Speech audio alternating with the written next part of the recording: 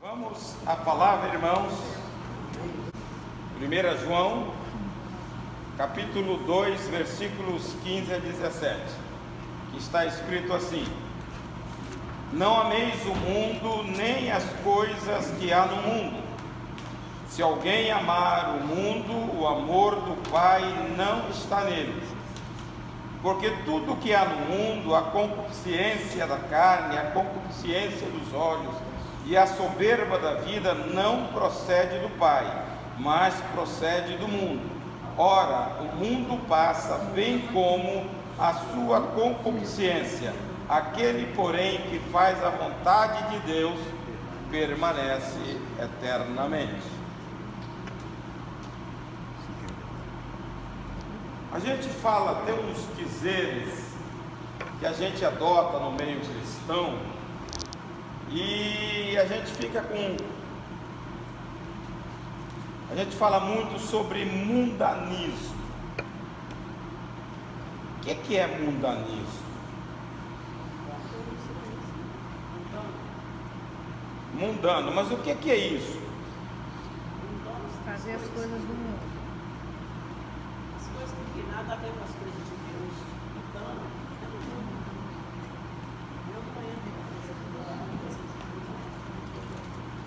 mas há muita coisa que nós fazemos que as pessoas do mundo também fazem. Você vai à luta para o trabalho, eles também vão.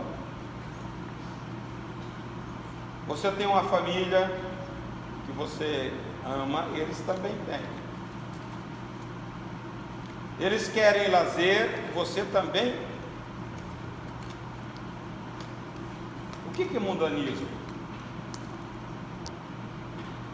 Se nós muitas vezes fazemos as mesmas coisas que eles fazem, mas nós muitas vezes dizemos mundano, né? Hein? porque o cristão ele tem que ter uma vida diferente, separada, santa.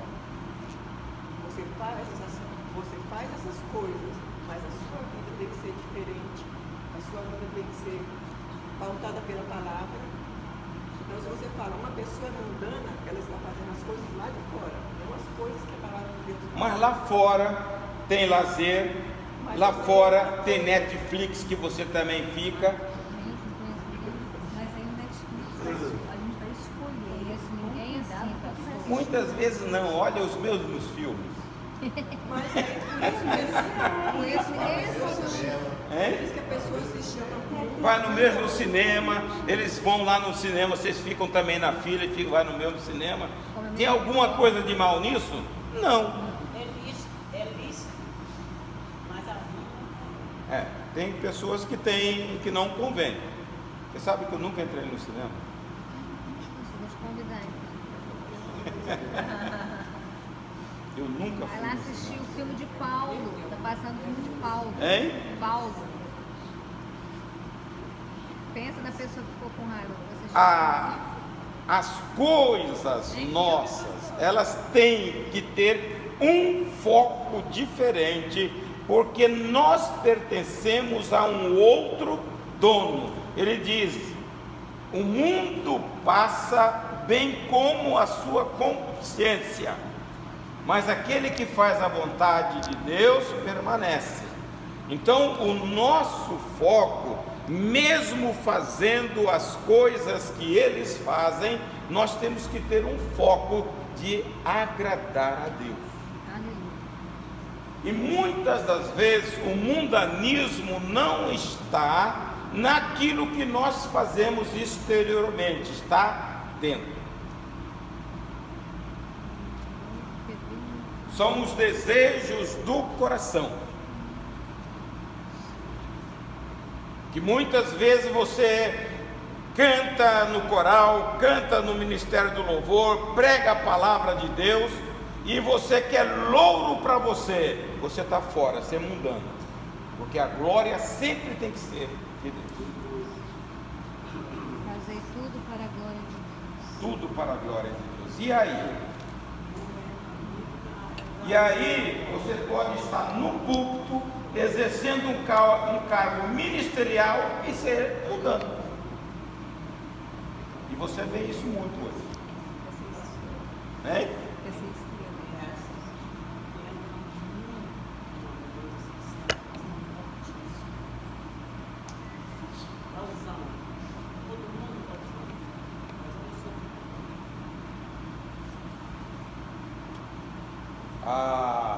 A Bíblia, acho que é lá no capítulo 14 de 1 Coríntios, no último versículo, um dos últimos, fala assim: façais todas as coisas com decência. Tudo, porém, seja feito com decência e honra. 14:40. Ainda estou lembrando. Glória a Deus. Amém? Quando não lembra mais. Veja, então essas coisas, muitas vezes a origem dela é aqui.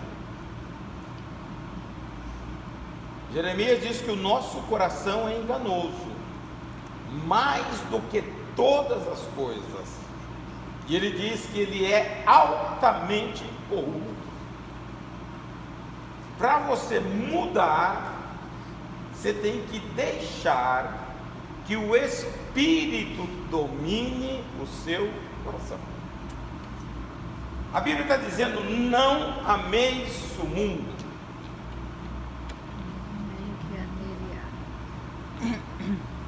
Hoje está muito fácil amar as coisas do mundo. A gente nota que o chefe do sistema mundano, o Deus desse século, Satanás, ele está criando coisas que estão nos prendendo, isto é, amor às coisas. Tem coisas boas, tem coisas bonitas, tem coisas agradáveis, e está tudo à nossa volta, à nossa disposição. Jesus disse no capítulo 22, versículo 37 de Mateus, ele diz o seguinte: ame o Senhor Deus de toda a tua força, de todo o teu entendimento, de toda a tua alma. Eu tenho visto agora, irmãos, a gente percebe, eu de vez em quando falo com as pessoas, a gente percebe o agir de Satanás sutilmente. Satanás não vem para confrontar mais ninguém, ele vem para esfriar a pessoa dentro da igreja, ele vem para matar pessoas dentro da igreja.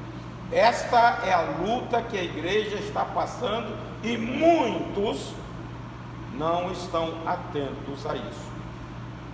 Satanás não vai degolar ninguém, não vai jogar ninguém numa fornalha, mas ele vai esfriar o camarada e vai matar sentado. E aí, aquilo que nós falamos aqui a semana passada, você se apodera do alto engano, pensando que está subindo, mas... Por quê? Porque nós não priorizamos quem devemos priorizar. A vida do cristão, ele fala que se você amar o mundo, o amor do Pai não está nele.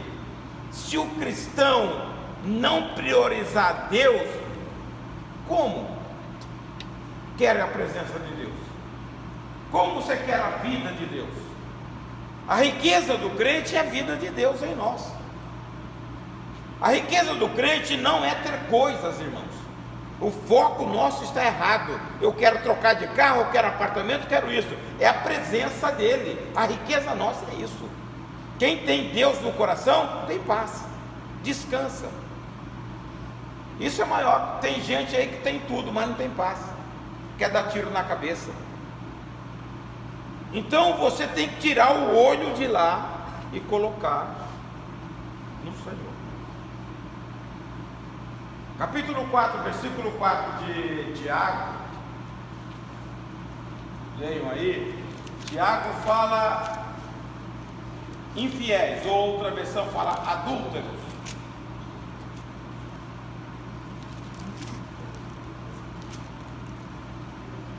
Infiéis, não sabeis que a amizade do mundo é inimizade contra Deus? Portanto, qualquer que quiser ser amigo do mundo, constitui-se inimigo de Deus. Ele está, na outra versão fala adúlteros e adúlteras, porque quebra uma relação. Nós temos que ter uma relação com Deus. Quando eu me volto ao mundo, eu estou sendo infiel ao Senhor. É como um marido traindo a mulher ou vice-versa. É isso que a Bíblia está dizendo. Tá? Quando você prioriza o mundo, você está quebrando uma relação. E Deus chama isso de infidelidade. Infiel ou adúltero. Pastor, e as coisas vêm assim tão astutamente. O senhor falou aí sobre a Netflix. Eu gosto muito do Netflix e eu gosto muito das séries. E tem uma série que o nome é Família Moderna. Não tem nada demais. Mostrando os problemas que as famílias têm para criar filho que vai para a escola, mas tem um casal gay. E eu assistindo, e esse casal gay, eles têm boa índole, trabalham, criam filhos e têm bons sentimentos, respeitam as leis. Aí estou eu lá torcendo pelos gays. De repente eu olhei e falei, meu Deus! Achando normal e torcendo por eles, para eles ficarem. E eles se dão muito bem. Isso é desvirtuamento do padrão da Bíblia. Jesus, aí é que eu fui. Paulo chama isso no primeiro capítulo de Romanos, dizendo uma depravação mental.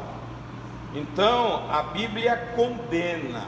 Sim, mas aí quando eu me dei conta, eu falei, Jesus, o que é que eu estou fazendo aqui? Torcendo para os dois ficarem juntos? Aí, Sem ver. sem perceber. Você toma partido. Isso, tomei partido, porque eles são tão bonzinhos. Aí foi eu lá. Igual a novela que passou que no final tá todo mundo querendo que os dois casem. Capítulo 6 de 1 Coríntios, versículo 9 e 10. Olha a relação que Paulo fala.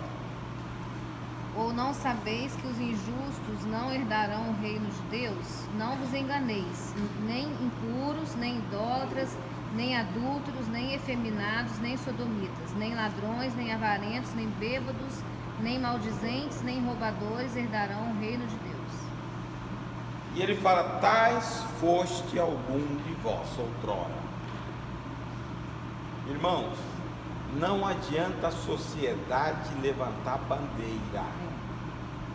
Está escrito aqui.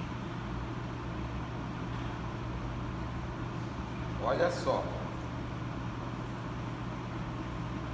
Efeminados nem sodomitas. Uma cidade foi destruída por causa desse tipo de pecado. E hoje nós estamos fazendo apologia, tá, a essas coisas. É o sinal que Jesus vai voltar rápido. Aleluia. E a astúcia é tão grande, porque se fossem pessoas más, a gente não ia torcer por isso, Isso aí. mas são bons. Mas a hora que eu percebi, eu fiquei surpresa comigo. Eu falei, mas que pateta que eu sou, né? Tomando partido. É. Não ameis o mundo. O nosso amor deve ser ao Senhor. Eu vou fazer uma pergunta, irmãos, mas não precisa responder. Você ama a Deus como Ele merece? Não. Desse jeito aí, de todo entendimento, de toda a tua alma, de todo...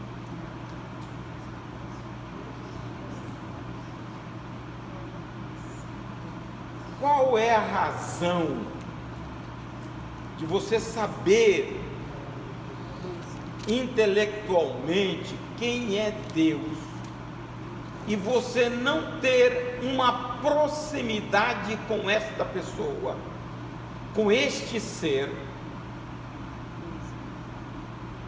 Eu vejo uma dificuldade. Por isso o exercício do cristão chama-se fé. Porque eu estou com uma pessoa aqui presente, eu estou com ela ao meu lado. Se ela fala, vem aqui, você vai. Mas Deus é Espírito. Mas é uma pessoa. E isto torna uma coisa abstrata, apesar de ser real.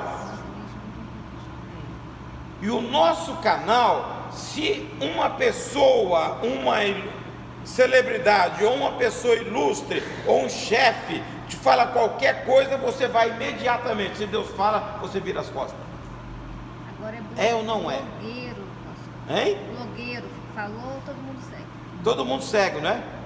Tem aí cara com 1 milhão de seguidores. Não sei como as pessoas perdem tempo com isso. Devia estar estudando a Bíblia, orando ao Senhor, falando com Deus.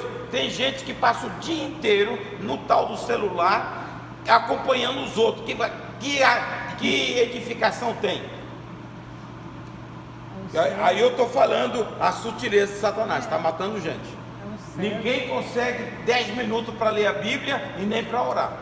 Mas consegue acompanhar. Um cego guiando o outro. É um cego guiando o outro. Veja. Mas às vezes não está seguindo o outro. Tem os joguinhos, tem Facebook, tem outra coisa, WhatsApp, e aí por aí vai. E por aí vai. É o dia inteiro. Deus quer exclusividade nossa.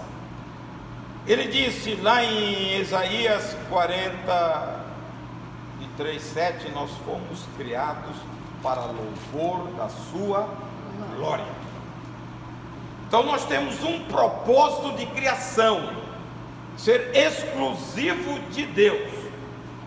Capítulo 2, 9 de 1 Pedro diz: vós sois a geração eleita, o sacerdócio real, a nação santa, povo exclusivo de Deus, chamado das trevas para a maravilhosa luz. Qual é a importância que você dá a Deus? Se você não dá a devida importância, você está dando a devida importância a um outro. Não existe meio termo. Ou você é exclusivo de Deus, ou você, 6:24 de Mateus diz: ninguém pode servir a dois senhores. Tem que agradar a um e aborrecer a outro. Não pode. Então, se Deus não enche a sua vida, o seu coração, você está jogando o seu amor para um outro lado. Por isso que fala, eu não faço, eu canto, eu faço isso, mas o coração é de Deus. A inclinação do coração é de Deus. Salmo 19, lá no último versículo, diz que o falar e o meditar do meu coração sejam agradáveis ao Senhor. Então a preocupação de Davi era que tudo nele agradasse a Deus. Não é isso? As palavras dos meus lábios e o meditar do meu coração sejam agradáveis à tua presença, Senhor. Senhor, rocha minha e redentor meu. Esse deveria ser a motivação do nosso coração. Mas há muitas coisas que nos encantam e que nós damos valor exagerado. E aí falei, eu sou crente. Quantas vezes você leu a Bíblia? 40 anos, quantas vezes? Não terminei a primeira ainda. Aí eu tenho que falar, você não tem vergonha nessa cara. O cara com 40 anos de caminhada não leu a Bíblia uma vez. Por quê? Porque tem atração por outras coisas. Pelo menos umas 10 vezes eu tinha que ter lido. Eu não fui bem orientado, né, pastor? Hein? Ou não foi bem orientado, porque outras igrejas não falam isso que você fala. Mas lê a Bíblia. Como você vai conhecer Deus, rapaz? Mas aí é orientação. Ué, É falta de conhecimento. mas como é que o pastor vai falar para a pessoa ler Bíblia se ele mesmo não? Aí não pode, porque a ovelha não pode ser mais que ele, então tem que ficar quieto. Como você vai conhecer este ser? É aí que você começa o temor do Senhor. Quando você conhece quem é Deus. Olha, Deus é tão temível e terrível. Quando Moisés tem um encontro com o Senhor lá no Monte Horebe, Deus exige que ele tire a sandália dos pés. Fala, aqui é santo. Aonde Deus está, se você quer se aproximar, tem que ser em santidade. Não é de qualquer maneira, porque ele não pode se misturar, ele é puro. 1 João 1,5 diz que nele não há sombra, nele é luz. Deus não pode se macular. Como que você conhece isso? Através da palavra. Se você não ler, se você não conhecer, você não vai amar. Se você não conhecer, você não vai adorar. Você vai fazer tudo meia boca. Vai fazer como é. Eu sou crente, pega a Bíblia no domingo, vem à igreja e vai. Deus quer relacionamento conosco. Deus é uma pessoa. E todos vocês já sabem que Deus é uma pessoa. A caracterização de uma pessoa é porque ela pensa, porque ela sente, porque ela decide. Deus faz isso. Como você pensa, essa é a nossa semelhança com Ele. Nós somos pessoais, Deus também é pessoa. Nós somos espirituais, pessoais e carnais. Deus é espiritual e pessoal. Ele não tem essa carcaça.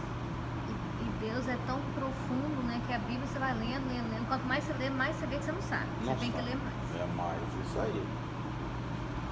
E a gente fica... Irmãos, nós estamos com dificuldade. Eu tenho algumas pessoas no discipulado que não conseguem ler 3 capítulos da Bíblia por dia. Eu estou quase desistindo. Hein? Não desista. Tenha fé e paciência, pastor. Mas, rapaz, 3 capítulos a 10 minutos, rapaz. Mas aí fica na televisão, fica no coisa, meia hora, 40 minutos. É impossível. Eu vou cobrar das camaradas ler, estou atrasado. Você não pode desistir, porque Jesus não desistiu. Você está rindo de quê, Eliana? A carapuça caindo. Pense, irmãos, um dia de 24 horas. Você não reserva para Deus meia hora. Que Deus é esse? Você ama esse Deus? De toda a sua força, de todo o seu entendimento? Aí você passa o resto do dia vendo as coisas do mundo, se encantando com elas, esquecendo da nossa morada. Capítulo 3, versículos 1 a 3, leiam de Colossenses. Nós fomos chamados para uma outra dimensão. Deus é espiritual. Jesus está. Portanto, se fostes ressuscitados juntamente com Cristo, buscai as coisas lá do alto, onde Cristo vive, assentado à direita de Deus. Pensai nas coisas lá do alto, não nas que são aqui da terra. Porque morrestes, e a vossa vida está oculta juntamente com Cristo em Deus. A Bíblia está dizendo que nós morremos. Lá no capítulo 6 de Romanos, diz que nós fomos sepultados com o Senhor no batismo e levantamos, ressuscitamos para uma nova vida. Paulo está dizendo, se você foi ressuscitado, agora a sua direção é outra. Pense nas coisas de cima, busque as coisas de cima, aonde o Senhor está. Como? Se você está focado nas coisas aqui da terra. O seu amor está condicionado às coisas aqui da terra. Você não tem uma experiência com Deus no sobrenatural. aí a sua vida é aquela, cheia de turbulência, cheia de preocupação, cheia de insônia, e por aí vai. Agora, se você estiver com Ele lá, nós cantamos o hino, ali não há tristeza e dor, é um outro ambiente. O reino dos céus não existe isso. Agora, o reino da terra tem tudo isso. Paulo diz no capítulo 2, versículo 6 de Efésios, que nós estamos assentados com o Senhor nas regiões celestes. Isso é posição, irmãos. A gente vive aqui, se devora pelas coisas daqui, mas o Senhor está lá, está te esperando lá.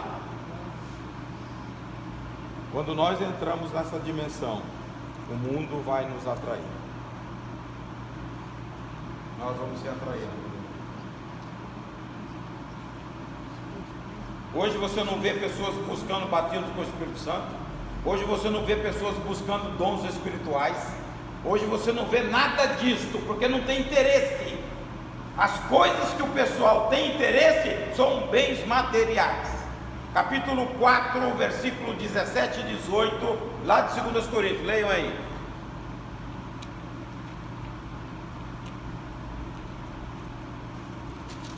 Estão devagar ainda, daqui a pouco vou citar. Porque a nossa leve e momentânea tribulação produz para nós eterno peso de glória. O 18, acima de toda comparação, não atentando nós nas coisas que se veem, mas nas coisas que não se veem, porque as que se veem são temporais e as que se não veem são eternas. A nossa busca tem que ser nessas coisas que transcendem a nossa vida. Ter uma experiência, um toque de Deus profundo. Deus quer fazer isto, mas eu preciso ter fome. Se não me engano, é Isaías 43:2 diz: eu derramarei água sobre o sedento. Se a pessoa não tem sede, não vai ter nada. Se não busca, não vai ter. Só tem se buscar. Por isso que o amor, o envolvimento com o mundo está nos afastando de Deus. A igreja está tomando Romanos 12:2. Não vos conformeis com este século, com este mundo. Nós estamos amoldando. Jesus está voltando e vai pegar muita gente desapercebida. Leia aí Lucas 21:34. Cita aí para mim, Eliezer. Você sabia antigamente esse versículo de cor? Rapaz, você está com HD meio estragado, hein? Você sabia, você citava ele?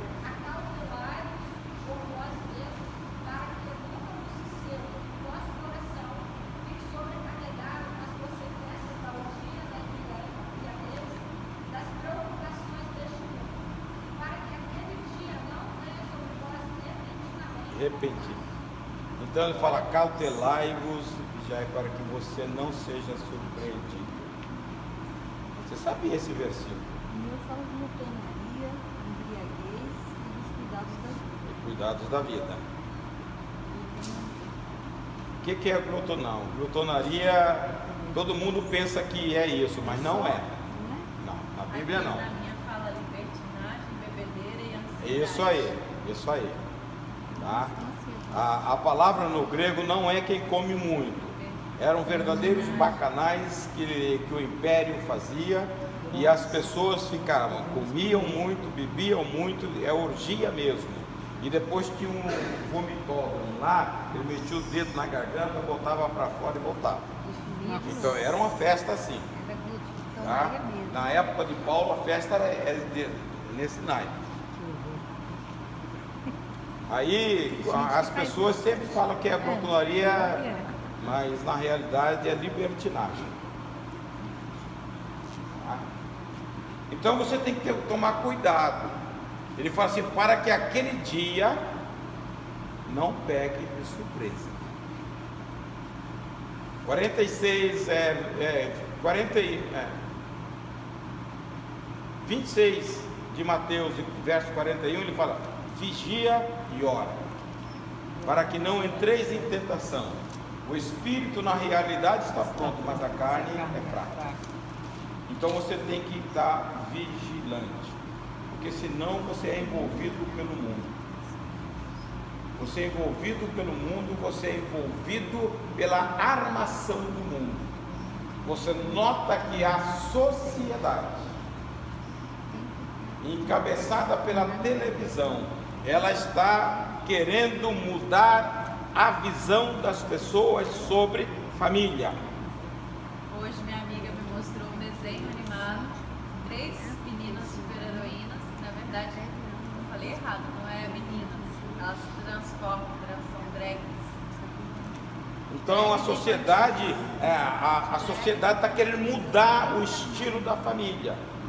Hoje tem escolas aí lá em São Paulo que você não matricula os pequeninos definindo o sexo. Só vão definir depois de 5 anos e eles vão definir. E a Bíblia diz que Deus criou macho e fêmea.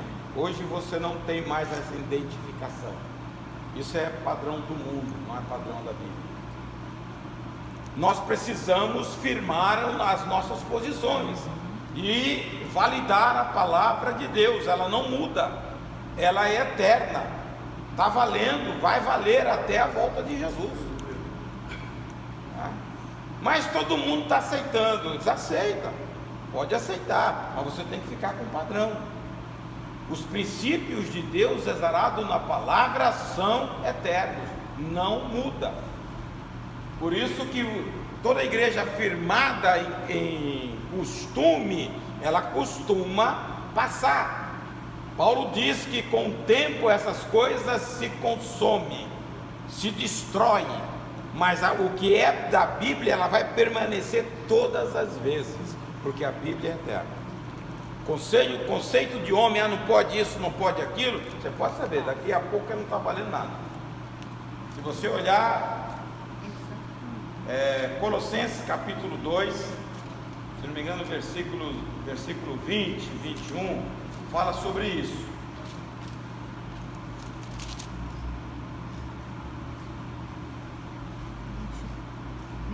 Não manuseieis isto, não proves aquilo, não toques aquilo outro, segundo os preceitos e doutrinas dos homens, pois que todas essas coisas com o uso se destroem. Veja bem, todas estas coisas com o uso, com o tempo se destroem, se tornam nulas. Eu leio 23. Tais coisas com efeito têm aparência de sabedoria, como culto de si mesmo, e de falsa humildade e de rigor ascético, todavia não tem valor algum contra a sensualidade.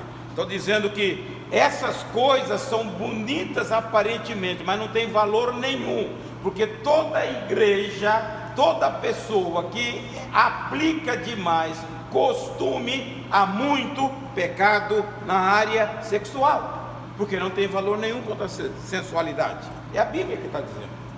E você pode fazer um histórico. Eu fui, irmãos, muito tempo na igreja dessa. Também. Mas é aquilo que você falou, que o problema é o que está dentro do coração, né? Isso aí.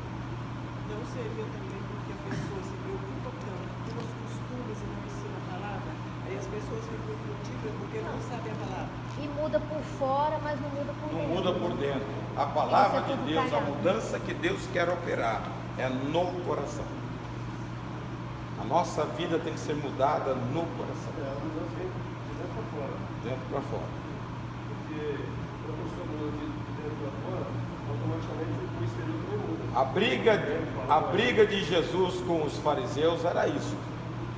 Os fariseus tinham uma aparência irretocável. Eles chegavam na esquina, levantavam as mãos, faziam aquela oração longa, os braços cheios de versículos da Bíblia, filactérios, e se mostravam, davam esmola, batia tambor para todo mundo ver. Jesus dizia: vocês são sepulcros caiados. E tem muito crente assim. o que Jesus fala também, que lança fardos pesados para os outros, mas eles mesmos não quero carregam. carregar. Só.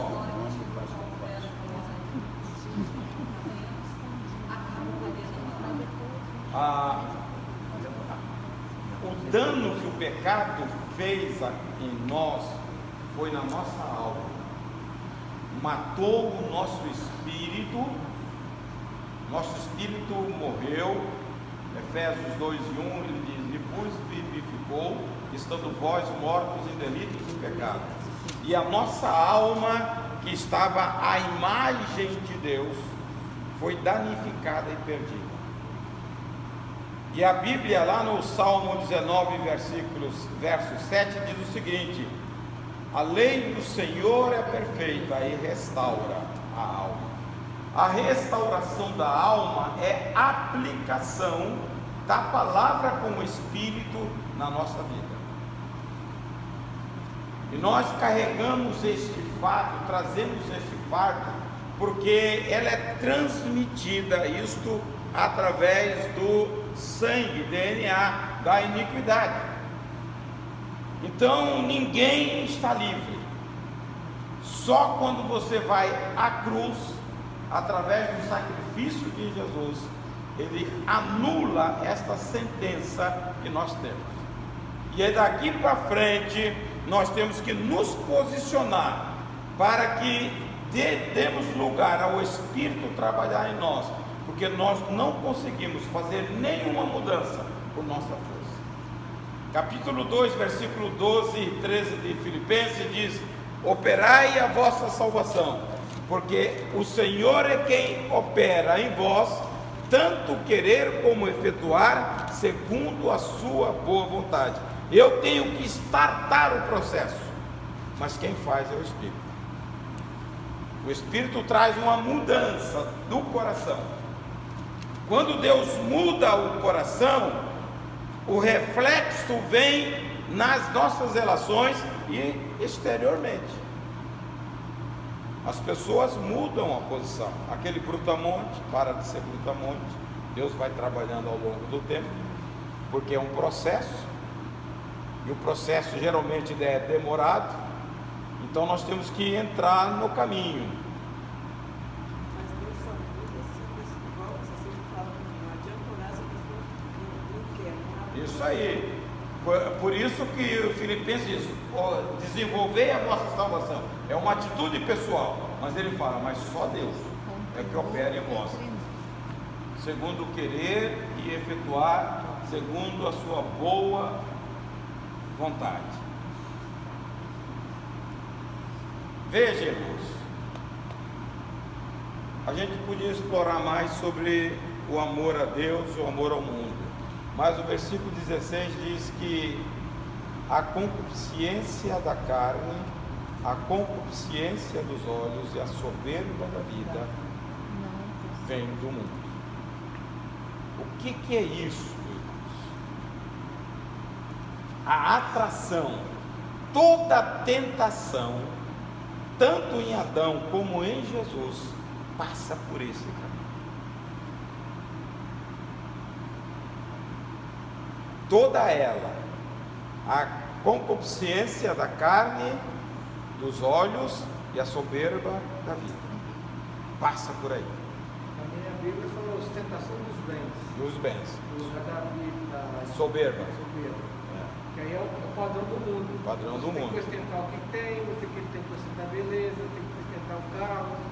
Veja, o que Satanás disse de Jesus? A Bíblia diz que ele passou 40 dias jejuando, e Satanás se aproximou, viu que ele estava com fome e disse: transforma essas pedras em pães. Concupiscência da carne, necessidade física. Ele leva no alto da montanha e mostra todos os reinos. Falou: eu vou te dar tudo isso. Com Eva, ela chega, ela atiça, a serpente atiça o orgulho. Falando, ele começa assim: Deus tinha dado todas as árvores, somente a do conhecimento que não podia tocar. A serpente muda, já começa falando que Deus, da injustiça de Deus, que Deus tinha proibido comer. E ele falou assim: não, mas ela é bonita, e se você comer, você vai ser igual a ele. E ela viu que a fruta era bonita aos olhos, pronto para comer, tomou e pecou. Muitas dos tropeços das pessoas começam por aí. E eu não creio que o pecado de Davi tinha sido a primeira vez. Ele tinha cobiçado Betseba a primeira vez. Para mim, ele já vinha fazendo.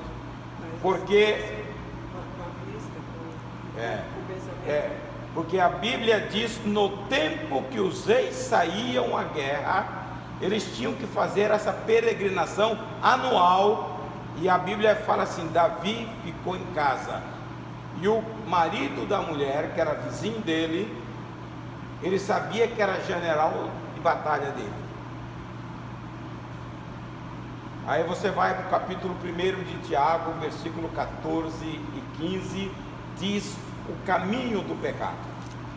Ele diz: sois engodados pela cobiça gerada no vosso coração, é pecado.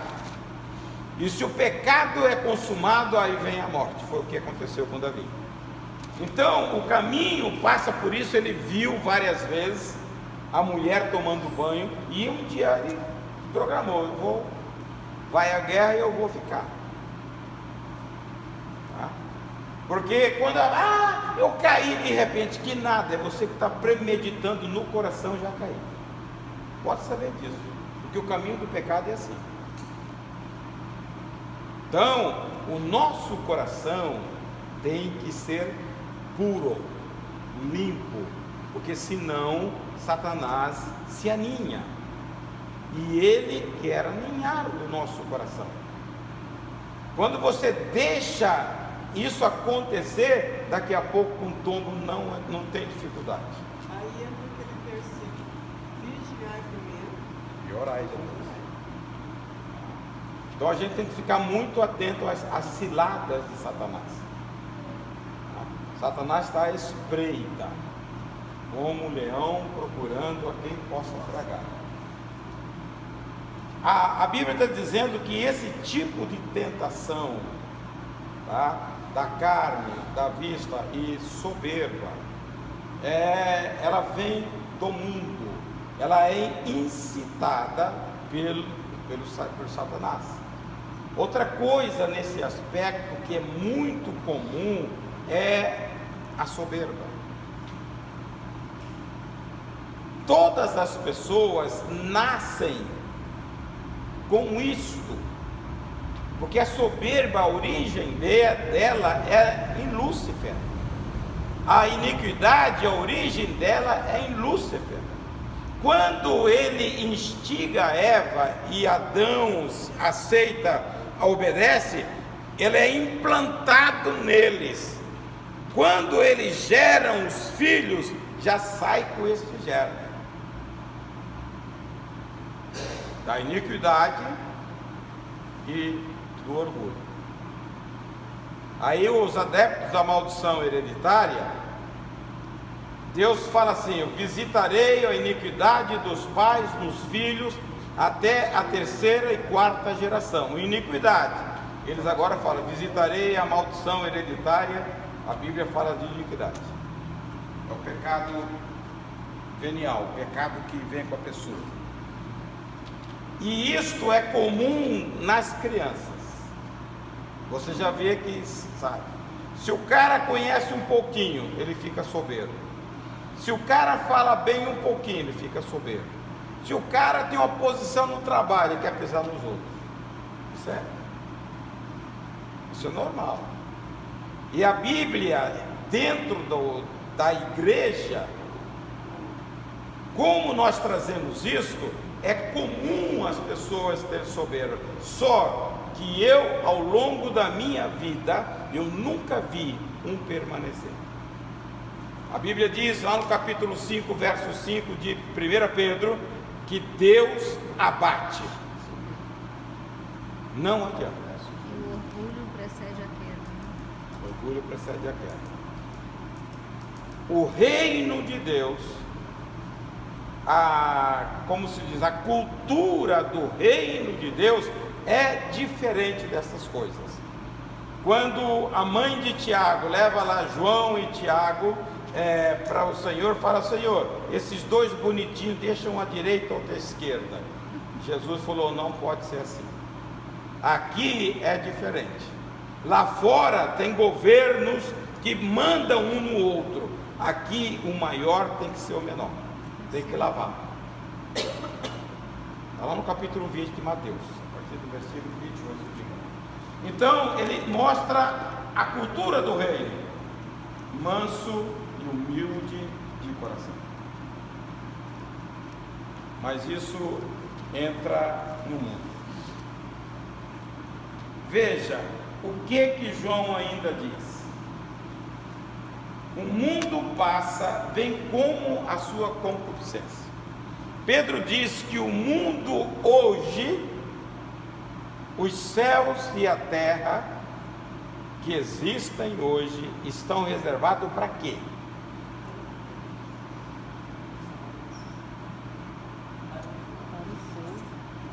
Pedro diz que é para o fogo eterno.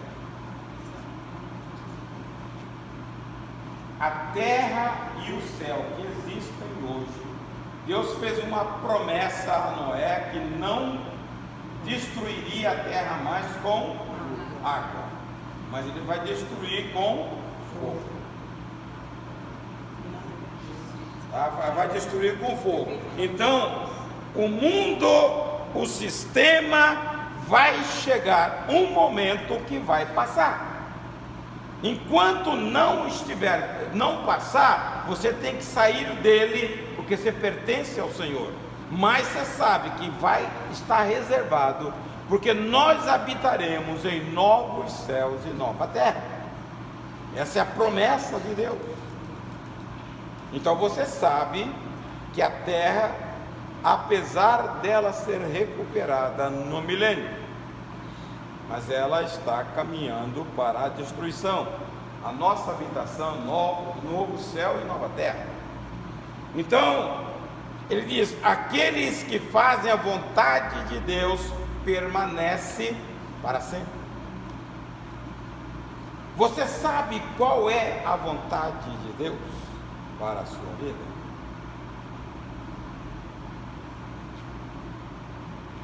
Por isso você tem que conhecer a palavra.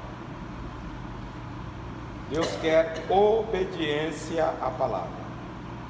E a palavra, a obediência, ela tem tudo a relação com o amor a Deus.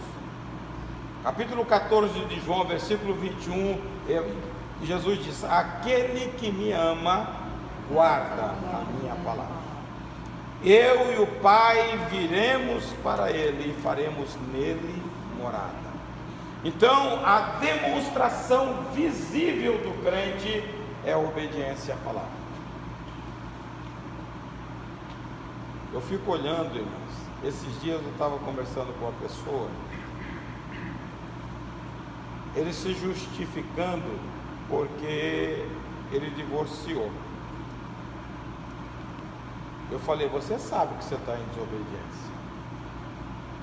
A Bíblia diz: aquilo que Deus ajuntou, não separe o homem. Deus te ajuntou com sua esposa, você separou. Então você está em desobediência.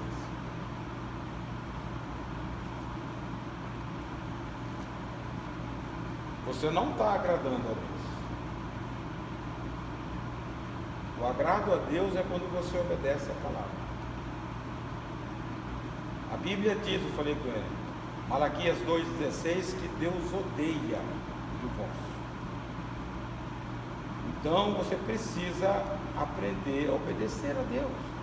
Se você ama esse Deus, você tem que obedecer a palavra, custe o que custar. Fez má escolha, carregue a mala. Não orou o suficiente, né? Aí tem que carregar a mala, né? Mas ali eu não acho. Aí, Mas ali eu Orar pela mala. para ficar com a mala tá né, Carlão? Não pagou o preço lá no monte, né? Carregar uma mala sem alça não é mole não, hein? Mas só que todo mundo carrega. Por quê? Tem que esperar Deus transformar o outro e transformar Pode levar você anos. também. Porque não é assim de uma hora para o outro que vai ser transformado. O que acontece nos casamentos hoje? Ninguém tem paciência de esperar o outro ser transformado. Porque ninguém tem temor à palavra de Deus. O fato é esse. Não conhece a palavra, não conhece a exigência do Senhor, você não teme a Deus. Hein?